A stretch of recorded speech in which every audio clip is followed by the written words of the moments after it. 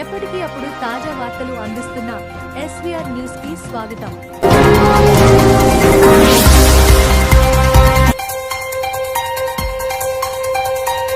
రేవంత్ రెడ్డిపై విరుచుకుపడ్డ మక్తల్ మాజీ శాసనసభ్యులు చిట్టెం రామ్మోహన్ రెడ్డి గజేలులో బాత్రూంలు కడిగినోడికి చిల్లర భాష తప్ప ప్రజలు మెచ్చుకునే భాష రాదు, బ్యాగ్లు మోసే బానిసకు బజారు భాష తప్ప శభాష్ అనిపించుకునే భాష రాదు, తొండల్ పట్టుకునే టోడికి తిక్క భాష తప్ప సంస్కారవంతమైన భాష రాదు, ప్రెస్టేషన్లో ప్రజలు చిదిరించుకుంటున్నారు అనే విషయం మరుస్తున్నాడు పొట్టోడు కేసీఆర్ సాధించిన తెలంగాణ. రాష్ట్రానికి దొడ్డిదారిన వచ్చిన టెక్నికల్ ముఖ్యమంత్రి చిట్టినాయుడు గ్యారంటీలు ఇచ్చిన 420 హామీలు అమలు చేయలేక బూతులు లాడుతూ అబద్ధాలు మాట్లాడుతూ వితండవాదం చేస్తూ సహనం కోల్పోయి మాట్లాడుతున్న ఓటుకు నోటు దొంగ కేసీఆర్ గతన పేరును ప్రస్తావిస్తలేడనే మీటింగ్లో కూడా తన పేరు లేకుండానే మాట్లాడుతున్నని కడుపులో మంట గుంపు మేస్త్రికి చేస్తున్న పని అదే కదా. మీరేం పని చేస్తున్నారు? మీరు ఏమీ లేదు. మళ్ళీ చేసేటోళ్ళని అనేటోళ్ళు ఎట్లా పడుతున్నా అట్లా మాట్లాడతారు. ఏం చేసిండు సార్ మా కేసీఆర్? నీది ఏమో దోసుకొచ్చినాడా? నీదేమో దోసుకొచ్చినాడా? దేశం ఏమో దోసుకొచ్చినాడా? ఆయన ఏం చేసినా కూడా భారతదేశం తెలంగాణ నంబర్ 1 స్థానం తీసుకుపోయిన ధనిక రాష్ట్రంగా చేసిండు. నీళ్ళక లోఫర్ పనులు చేయలే, నీళ్ళక దరిద్రం తెచ్చి పెట్టలే, బిచ్చమడుగుటోళ్ళకి చేసి పెట్టలే తెలంగాణని కేసీఆర్ సార్. గర్వంగా కాలర్ తిరిగేటట్టు చేసిండు. అది తెలుసుకొని మాట్లాడు, గౌరవం ఉంటుంది. నీకేమైనా తెలియకపోతే పోయి కేసీఆర్ని అడిగి తెలుస్తుంది. ఎందుకంటే ఆయన రాజకీయ అనుభవంలో నువ్వు ఆయనకు కనీసం ఒక ఎంటిక మంత్రం కూడా కాదు, గుర్తుపెట్టుకో. నువ్వు అనుకుంటూ పెద్ద సీఎం అయినంత మాత్రం నాకు అన్నీ వస్తే అన్నీ తెలుసు అనుకుంటుండొచ్చు. నో, రాజకీయం అంటే అనుభవం చాలా కావాలి సార్. ఈ 2 ఏళ్ళు నీకు చాలా సరిపోదు. నువ్వు అంటావు కదా ఇంకోసారి నేను గెలుస్తాను, అది నువ్వు కలలే కాను, పొలిటికల్ కాను. పొలిటికల్ అనేది ఎట్లయితే మీకు అందరికి తెలిసిన కథనే. నువ్వు ఇప్పటికి కొడంగల్ తిన్నావు, పొలిటికల్ అన్నావు, ఛాలెంజ్ విసిరినావు. అది నీకే వాడుతుంది, నీ మేడకే వాడుతుంది రేవంత్ రెడ్డి, మాకేం కాదు. ఎందుకంటే నువ్వు చేసింది లేదు, ఇచ్చింది లేదు, పెట్టింది లేదు, తెచ్చింది లేదు.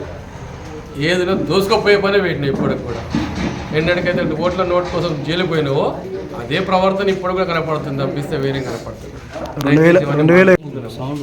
నీ అంత దిగజారి అంటే మాట్లాడేంత వ్యక్తులం కాదు. ఎందుకంటే మా స్టాండర్డ్ మాకుంది, నీ స్టాండర్డ్ ఏదో నువ్వే ఓడగొట్టుకున్నావు. నీ స్టాండర్డ్ ఏంది? ఓటుకు నోటి కింద జైల్లో కూర్చొచ్చున్నావు. నువ్వు దొంగలం కాలేం కదా. మేమంతా పనిచేసేటోళ్ళం, ప్రజలకు పనిచేసేటోళ్ళం. నీళ్ళక సొంతంగా లాభాల కోసం ఒక తమ్ముని ఇద్దరు తమ్ములను పెట్టి మొత్తం కొడంగల్లో కానీ ఎక్కడ పడితే హైదరాబాద్లో కానీ ఎక్కడ పడితే భూదందాలు చేస్తాం. మేము కాదు అట్లా. మేము చేసింది ఉంటే చూపి మేము చేసింది. కానీ ఈ రోజు కూడా మీ ఎమ్మెల్యేలు చేస్తున్నారు భూదందాలు. మీ ఎమ్మెల్యే గుర్తుపెట్టుకొని మాట్లాడుతున్నారంటే మీరు గుర్తుపెట్టుకోవాలి. కావాలంటే ఆ డీటెయిల్స్ అనేవి మీకు పంపిస్తాను.